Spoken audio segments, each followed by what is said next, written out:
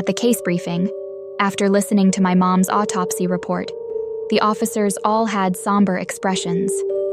My death was gruesome, making facial identification impossible. The abandoned building where my body was dumped was not the original crime scene, significantly increasing the difficulty of solving the case. Dad instructed the officers to search the area around where the body was found for any suspicious activity. Have the forensic pathologist perform another autopsy to see if there's anything new, and send the DNA samples to the forensic lab as soon as possible. He left my mom with that remark before hurrying off with his team. They showed more concern for the body than they ever did for me.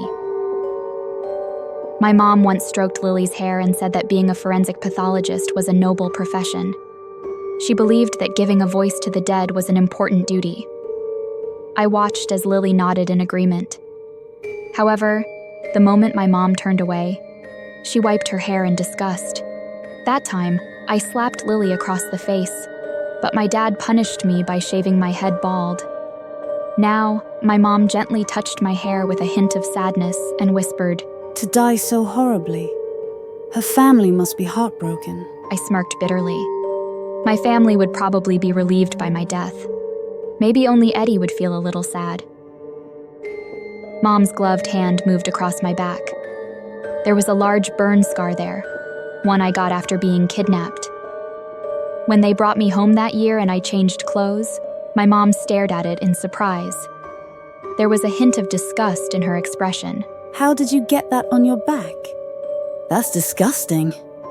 Don't scare Lily." Could she recognize me now because of this scar? I bit my lip nervously. Beads of sweat were forming on my forehead. But a second later, Mom dismissed it casually.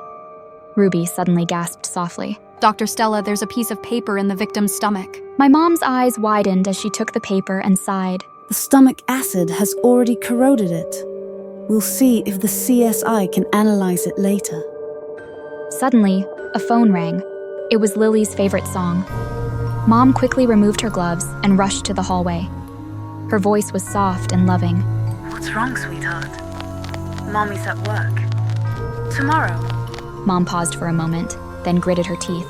"Dad and I will definitely be there to cheer you on. Eddie is on a business trip and won't be back in time." Lily's sweet voice filled my ears. Love you, Mom. I really hope Emily can come watch my match. If she's there to support me, I'm sure I'll win. It's fine if she doesn't want to come. It's normal that she doesn't like me. After all, I've hogged all your and Dad's love for so many years.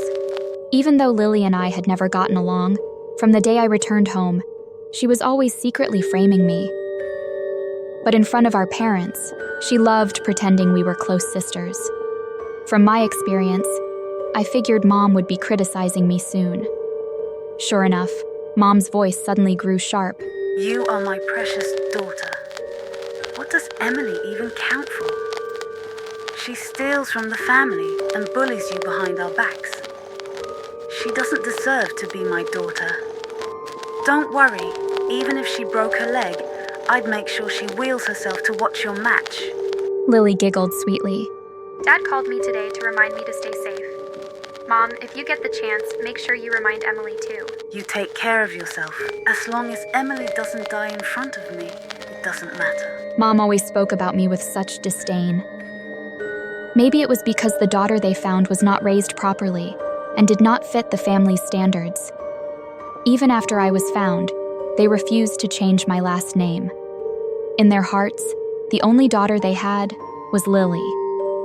While they worried about her safety, no one remembered that I was their real daughter.